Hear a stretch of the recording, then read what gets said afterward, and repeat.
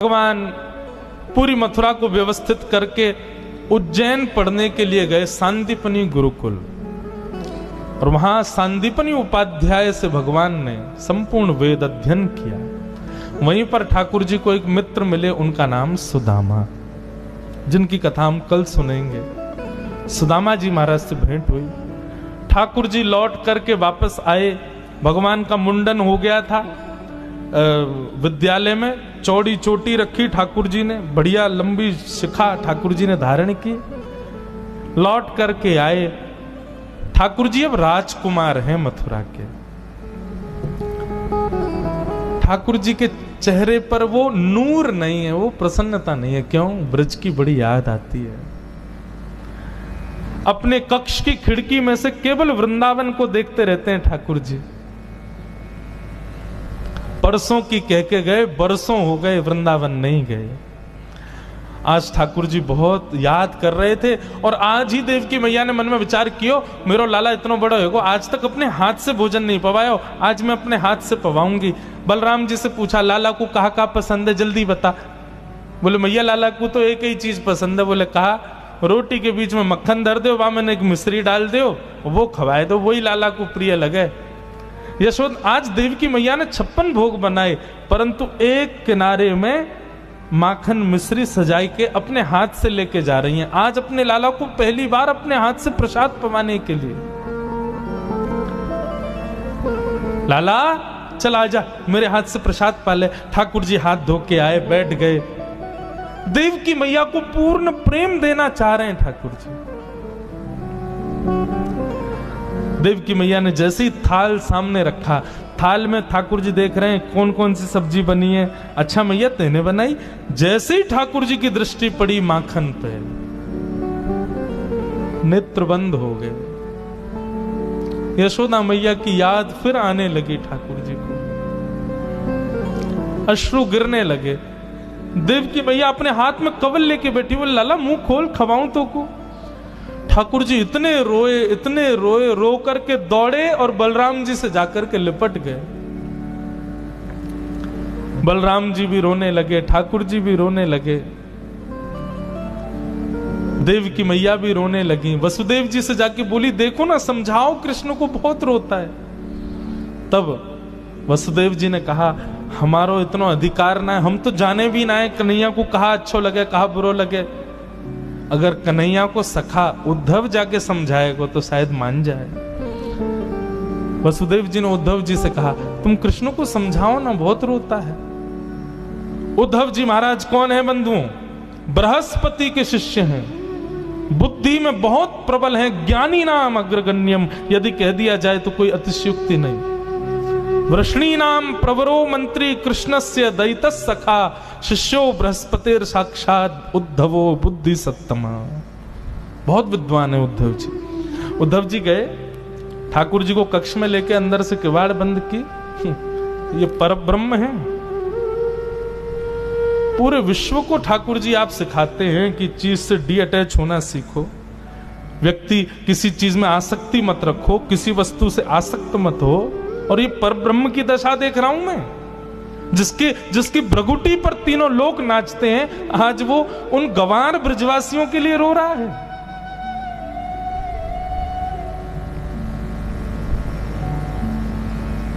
ठाकुर जी बोले, उद्धव तुमने कभी प्रेम देखा है अपने जीवन में? उद्धव बोले, अभी अवकाश नहीं मिला, पढ़ने से ही फुर्सत नहीं मिली। बृहस्पति के यहां इतने समय पढ़ता रहा, इन सब चीजों के लिए मुझ पर समय नहीं, और ना मैं करना चाहता। भगवान बोले, तो फिर नहीं समझ पाओगे। आसक्ति अलग बात है उद्धव। आसक्ति होती तो वृंदावन दूर नहीं है यहां से, मैं सुबह जाके शाम को आ सकता हूं। आसक्ति होती तो ब्रजवासियों के लिए भी मथुरा दूर नहीं है, वो दिन में 4 बार मुझसे मिलने आ सकते हैं। ये आसक्ति नहीं है, ये प्रेम है। यहां मिलने की भी इच्छा नहीं है, पर स्मृति है, ये आसक्ति नहीं है उद्धव। उद्धव बड़ी बड़ी बातें करने लगा तो भगवान बोले, सुन इधर आ, तुम जाके ये सब जो मुझे समझा रहे हो, ये ब्रजवासियों को समझा दोगे? उद्धव बोला, ऐसा समझाऊंगा जीवन में याद नहीं करेंगे आपको। भगवान बोले, तो फिर ठीक है, जाओ। और सुन इधर आ, अपना मोर पंख निकाल के उद्धव के मुकुट में लगा दिया, अपना पटका उतार करके उद्धव को पहना दिया, और चंदन का इत्र जो ठाकुर जी लगाते हैं वो उद्धव को लगा दिया। अब जाओ। बोले ये सब क्यों? बोले क्योंकि इसके बगैर तुम गए ना तो ब्रजवासी तुझे देखेंगे भी नहीं, इसके साथ जा वृंदावन। उद्धव जी महाराज कह के गए। भगवान बोले कब आएगा उद्धव? बोले शाम तक आ जाऊंगा। वो ठीक है, मिलते हैं फिर शाम। 6 महीना बाद लौट के आया उद्धव। 6 महीना तक भूल गया कि मैं वृंदावन में हूं। इसी को उद्धव गोपी संवाद कहते हैं। प्रेम की चरमोत्कृष्ट स्थिति है उद्धव गोपी संवाद। उद्धव जी वृंदावन गए। वृंदावन की स्थिति बंधुओं पता है क्या है? हर दिन, जिस दिन से ठाकुर जी गए, हर दिन ब्रजवासी मथुरा के रास्ते को घेर के बैठ जाते हैं और प्रतीक्षा करते हैं कन्हैया आ रहे होगो, हमारो लाला आ रहे होगो, कृष्ण आ रहे होगो। सुबह से दोपहर, दोपहर से शाम, शाम से जैसी रात है जाए। रोते रोते नंद भवन जाते हैं और कहते हैं यशोदा तेरो लाला आज नहीं आयो, आज भी नहीं आयो। परसों की कह के गए हो, दारी को बरसों बीत गए, अभी तक नहीं आयो। रोज का ये नियम है सब ब्रजवासियों का। बैठ जाते हैं मथुरा के मार्ग पर, लेकिन जाते नहीं है मथुरा। आज जैसे उद्धव जी का रथ आता दिखा, ओहो, रथ देखते ही मानो ब्रजवासियों के प्राण आ गए। सब दौड़ गए, बोले अरे लाला आगो, कन्हैया आगो, हमारो कन्हैया आगो, हमारो श्याम सुंदर आगो, हमारो मधुसूदन आगो। सब दौड़न लगे। बोले हम तो पहले ही जाके मिल लेंगे, लाला को गोदी में उठा लेंगे, लाला को हृदय से लगा लेंगे। ठाकुर जी का सबसे प्रिय मित्र मधुमंगल नेत्रों से आंसू गिर रहे हैं, मेरो कन्हैया आगो, मेरो लाला आगो। श्री दामा ठाकुर जी का दूसरा मित्र एक वृक्ष के नीचे थोड़ी दूर तो दौड़ा, फिर वृक्ष के नीचे बैठ गया। मधुमंगल बोलो अरे तू बैठ क्यों गयो? ठाकुर जी आ गए, हमारो लाला आ गयो, चलना जल्दी। श्री दामा बोलो मैं नहीं जाऊंगा यहाँ के पास, परसों की कह के गए, परसों बाद आ रहा है, आज यहाँ से बातें ही नहीं करूंगा। आन दे याकू, या तो मिलना ही ना है मोकू, या तो मना कर दियो, मेरे पास नहीं आवे। मधुमंगल बोलो तू है जा नाराज, हम तो जा रहे हैं। श्री दामा को छोड़ सब दौड़ने लगे तो श्री दामा चुपके से देखता है सब ब्रजवासी दौड़ रहे हैं। अरे ये मुझसे पहले लाला को पकड़ लेंगे, मुंह से पहले स्पर्श कर लेंगे, मुंह से पहले गले लगा लेंगे, मुंह को वो सुख नहीं मिलेगा। श्री दामा दौड़न लगो। मधुमंगल बोलो अरे अब क्यों दौड़ रहे हो? तू तो मना कर रहा हो ना, नहीं मिलेगा लाला से, फिर क्यों आ गए हो? श्री दामा बोलो अरे मधुमंगल नाराज बाद में है जाऊंगा, पहले लाला को हृदय से तो लगा लो। इतनी पीड़ा, इतनी वेदना सही है बरसों तक हमने, आज लाला को अंक में तो भर लूं, एक बार गले लगा के फिर रूठ के चलो जाऊंगा, फिर नहीं मिलूंगा ऐसे। रथ बीच रास्ते में ही घेर लिया सब ब्रजवासियों। रथ का पर्दा हटा करके जैसे ही उद्धव जी बाहर आए, ब्रजवासियों ने उद्धव को देखा ही नहीं। ब्रजवासी सब अभी भी रथ के अंदर ही झांक रहे थे कि पर्दे के अभी ये कोई सेनापति आया है, कृष्ण अभी भीतर बैठे होंगे। सब उचक उचक के देख रहे थे। उद्धव जी बोले जय श्री कृष्ण। मधुमंगल श्री राम बोले हाँ भैया जय श्री कृष्ण, किनारे हटना तू, जल्दी खोल, लाला को बुला बाहर। उद्धव बोले और कोई नहीं है रथ में, मैं ही आया हूं, मैं कृष्ण का सखा हूं, मेरा नाम उद्धव है। श्री कृष्ण आप सबको बहुत स्मरण करते हैं, इसलिए उन्होंने मेरे द्वारा आप सबके लिए पत्र भेजा, स्मृति पत्र भेजा। जैसे ब्रजवासियों ने सुना स्मृति पत्र भेजा है,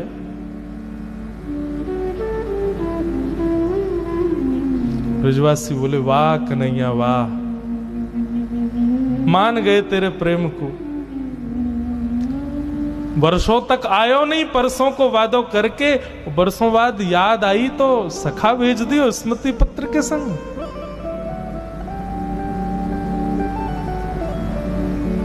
लेकिन अब किससे कहें, उद्धव से क्या कहें ब्रजवासी? मानो मधुमंगल श्रीदामा तो वहीं बैठ गए। उद्धव ने कहा क्षमा करें पर मुझे शीघ्रता है, आप ये बताएंगे कि नंदरानी यशोदा का घर कहाँ है? मधुमंगल बोला नदी दिख रही है, इसके किनारे किनारे चले जाओ, इस नदी का जहां उद्गम है ना वही है नंदरानी यशोदा का घर। बोले नदी का उद्गम घर से? नदी तो पहाड़ों से आती है, घर से कौन सी नदी आती है? मधुमंगल बोला तुम नहीं समझोगे। रोज कृष्ण विरह में ब्रज की गोपियां नंदरानी यशोदा आपस में मिलजुल करके कन्हैया की लीलाओं का चिंतन करती हैं, रुदन करती हैं। वर्षों से रो रही उन गोपियों के नेत्रों के अश्रु नदी बन के बह रहे हैं। उद्धव जाओ, इसका उद्गम जाए वही नंद भवन। उद्धव को पहला झटका तो वहीं लगा। उद्धव के विचार में भी नहीं था ऐसा प्रेम होगा ब्रजवासियों का। उद्धव जी महाराज गए, यशोदा मैया से मिले। गोपियां आपस में चर्चा कर रही हैं, उद्धव बैठ करके सुन रहे हैं। कोई गोपी कह रही है कल तो कन्हैया ने मेरी मटकी फोड़ दी। मैंने कही अरे लाला तेने मटकी क्यों फोड़ी? बोले तू नहा के ना आई ना, हमारे तो नवा दियो मैंने। कोई गोपी कुछ बता रही है, कोई गोपी कुछ बता रही है। सबकी बातें उद्धव सुन रहे हैं। सबके बीच में बैठी श्री जी, किशोरी जी, राधा रानी से किसी गोपी ने पूछा, बोले श्री जी हम सबके स्वप्न की बात आप सुन रही हो, आप अपने स्वप्न की भी तो बताओ, आपके स्वप्न में श्याम सुंदर कैसे आते हैं? किशोरी जी मंद मुस्का के बोले तुम बड़ी सौभाग्यशाली हो कि तुमको स्वप्न आता है, क्योंकि तुमको नींद आती है। पर जादना से कन्हैया गयो है, मेरी तो नींद ही वाके संग चली गई, मुझको सपने ही ना आवे। नींद ही ना आवे तो सपनों कैसे आवेगो, और सपनों ना आवे तो तुम्हें बताऊं कैसे? ये सब भाव बैठ करके उद्धव सुन रहा है। तब गोपियों ने एक गीत गाया जिसको भ्रमर गीत कहते हैं। मानो गोपियों को उद्धव दिख गया था कि उद्धव बैठा है, लेकिन सीधे उद्धव से ना कह के एक भौरा उड़ता हुआ आया। तो भौरे को कहते हैं अरे देखो ये काला है, जरूर कृष्ण का मित्र होगा। अब उद्धव को केंद्र में लेकर के गोपियां उस भौरे से बात करती हैं, उसी को भ्रमर गीत कहते हैं। उद्धव जी महाराज गोपियों के चरणों में बैठ करके उनकी प्रेम की चर्चाएं सुन रहे हैं। सुनते सुनते सुनते सुनते 6 महीने बीत गए उद्धव जी को वृंदावन में। और 6 महीने बाद जब स्थिति ये हो गई कि उद्धव जी स्वयं को भी गोपी मानने लगे, स्वयं भी कृष्ण विरह में रुदन करने लगे, तब उद्धव जी को याद आया कि अरे मैं गोपी नहीं हूं, मैं उद्धव हूं। दौड़े मथुरा की ओर, भगवान के कक्ष में पहुंच गए, हाथ पकड़ लिया। उद्धव जी की दशा बिल्कुल बिगड़ चुकी थी। उद्धव जी ने हाथ पकड़ा, बोले चलो मेरे साथ। भगवान बोले उद्धव तुम तो शाम को आ रहा था भाई, 6 महीना बाद लौट के आया है, क्या हुआ? ब्रज में सब ठीक है ना? तू तो कह रहा था ब्रजवासियों को बड़ी शिक्षा दे के आऊंगा, भूल जाएंगे आपको, ऐसा ऐसा बड़ी बड़ी बातें, क्या रहेगा? कहां गया सब? उद्धव घुटनों पे गिर गया, रोने लगा, बोले नाथ क्षमा कर दो, मैंने ज्ञान से श्रेष्ठ कभी किसी को नहीं माना, पर आज मैंने समझा कि जीवन का उद्देश्य तो ये प्रेम है जो ब्रजवासी आपसे करते हैं नाथ। मैं आपसे हाथ जोड़ के प्रार्थना करता हूं, भीख मांगता हूं, मुझे बस एक बात दे दो, एक वचन दे दो। ठाकुर जी बोले क्या चाहिए बता? आप ब्रज से बाहर मत जाओ, नहीं है जरूरत महाभारत युद्ध की, नहीं है जरूरत गीता ज्ञान की, आप कहीं मत जाओ, आप ब्रज में रहो। इन ब्रजवासियों को छोड़ने का आपका अधिकार नहीं है ठाकुर जी, मर जाएंगे आपके विरह में। ये वचन दे दो मुझको, बस आप मत जाओ कहीं, मैं संभाल लूंगा सब, आप रहो वहीं पे। देवकी को मैं संभालूंगा, वसुदेव जी को मैं संभालूंगा, पूरी द्वारिका नगरी मैं बसाऊंगा, सब कार्य आपके जो है सब मैं करूंगा, पर आप इन ब्रजवासियों के पास रहो, आप इनसे दूर मत जाओ। ठाकुर जी ने हृदय से लगा लिया, कस लिया उद्धव को। बोले उद्धव तुझे पता है मैंने तुझे वृंदावन क्यों भेजा? क्योंकि तू ज्ञानी तो बहुत है लेकिन प्रेमी नहीं था, अब तू प्रेमी हो गया। सुन, नेत्र बंद कर। उद्धव जी ने नेत्र बंद किए, वो बोले अब खोल के देख। जैसे ही खोल करके देखा तो पूरा ब्रजमंडल ठाकुर जी के कक्ष में ही बैठा था। मधुमंगल, श्रीदामा, सब गोपियां सब ठाकुर जी के चारों तरफ बैठे थे। उद्धव बोला ये सब क्या हो रहा है नाथ? ठाकुर जी बोले ये सब मुझसे दूर कभी नहीं रहते उद्धव, ब्रज सदा मुझ में बसता है और मैं सदा ब्रज में ही, हम कभी अलग नहीं होते। मुझे क्यों भेजा फिर ब्रज?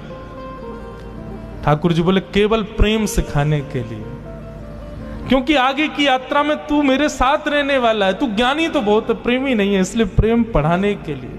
बंधुओं, लोग अर्जुन और उद्धव में यदि मुझसे पूछें कि भगवान का प्रिय कौन, उद्धव।